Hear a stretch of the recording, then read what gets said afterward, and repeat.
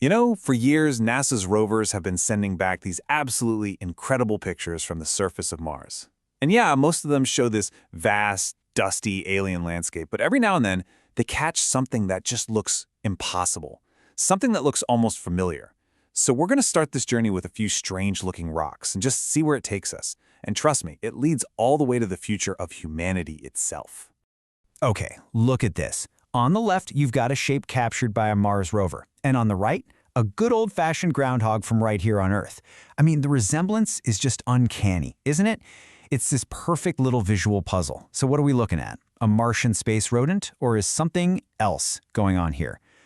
And it totally doesn't stop there. People got so excited about this next picture. It looks for all the world like a perfectly carved doorway right into the side of a Marshall Hill. But here's the thing. You have to look at the scale. This grand entrance, it's only about 30 centimeters tall. It's less of a tomb for an alien king and, well, more of a dog door. And then there was the mystery of the Jelly Donut. This was wild. The Opportunity rover took a picture of a plain old patch of ground. Then, 13 days later, it snaps another picture of the exact same spot. And this rock, they called it Pinnacle Island, had just appeared out of nowhere. Seriously, NASA scientists were totally baffled. It was like nothing they had ever seen. A groundhog, a tiny little door, a rock that just teleports into view. It is so easy to let your imagination just run wild, right? You start thinking about alien civilizations or strange Martian life. But the truth is, it's actually much, much closer to home. The real mystery isn't on Mars at all. It's inside our own heads. So this brings us to this really fascinating quirk of our psychology. It's called pareidolia. Basically, our brains are hardwired, just built to find patterns. We especially love to find familiar ones, like faces and animals, in totally random shapes. It's the exact same reason we see animals in the clouds or, the man in the moon. So what we're seeing on Mars isn't actual life. It's just a reflection of our own mind's incredible and sometimes misleading ability to make sense of the unknown. And check this out. This study is such a brilliant way to show how we can actually train ourselves to think more critically about what our eyes are telling us. Students were shown these images of a crab-like object that was spotted on Mars. And then they did these crayon rubbings to really explore the shape, talk about what else it could be. It was this fantastic exercise, really, in understanding how our own perception works and how we can consciously decide to see a rock for what it is instead of what our brain really, really wants it to be. So, okay, seeing things on Mars is one thing, but what about actually going there? Well, that shifts us from a psychological puzzle to this immense practical problem, the ultimate survival challenge of building an Earth in a box. Because let's be real, if we're serious about long-term space exploration, we can't just keep sending supply ships from Earth. It's not sustainable. We have to figure out how to build a miniature, self-sustaining Earth. It's a concept they call a closed ecological system. Basically, we need to learn how to pack an entire, functioning planet in a bottle. No big deal, right? And what's so fascinating are the goals for these systems. I mean, building them isn't just about figuring out how to survive in space. It's about learning fundamental lessons for us right here, back on Earth. By trying to recreate a biosphere from scratch, we have to learn how to reuse every single byproduct, how to maintain biodiversity, and how to get these really clear, immediate feedback loops on the consequences of our actions. So in trying to build a new world, we actually learn how to be much better caretakers of our own. But what happens when we actually do it? When we leave our little Earth in a box and we get to look back at the real thing from way out in space?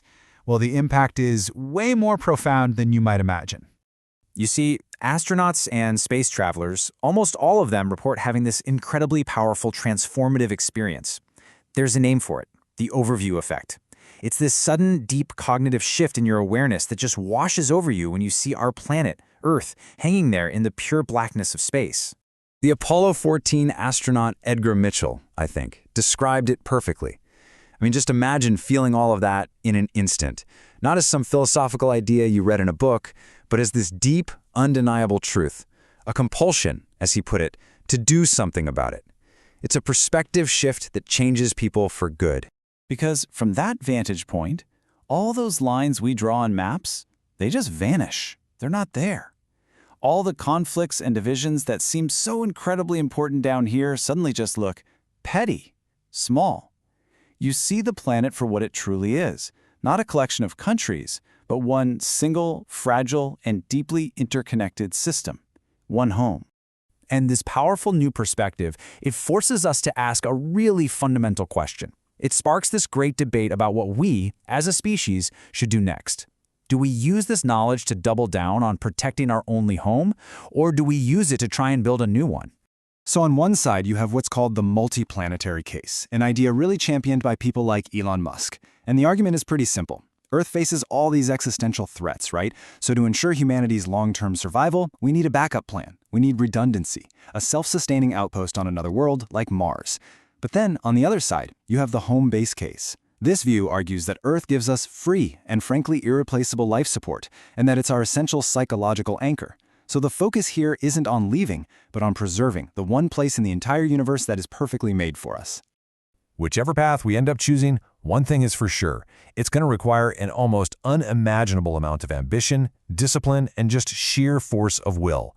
A kind of drive that really pushes the very limits of what it even means to be human. Now, this next quote comes from a pretty unexpected place. It's from an analysis of Sith philosophy from Star Wars, but it offers this powerful metaphor. The kind of passion, the ambition, maybe even the anger needed for a task this huge, it's like gasoline. If you channel it correctly, it can power an engine that takes you all the way to the stars. But if you let it run unchecked, it can burn absolutely everything to the ground. And here's another hard truth from that same exploration of thought. Undertakings on this scale, we're talking about changing the entire future of a species. They aren't driven by caution or by balance. They're driven by this obsessive, decisive focus that is willing to risk it all to achieve a goal. So, here's the crucial point. The final test isn't about technology or about logistics. It's a test of character. As we reach for the stars, as we gain the power to literally reshape worlds, can we do it without losing the very thing that makes us worth saving in the first place? Can we hold all of that power and still remain human? And that really just leaves us with a final thought. This journey, which started with us just seeing familiar patterns in Martian rocks, has led us all the way here. We're looking outward, to the planets and beyond. But maybe, just maybe, the most important destination we're searching for isn't a new world at all. Maybe it's a new way of seeing ourselves.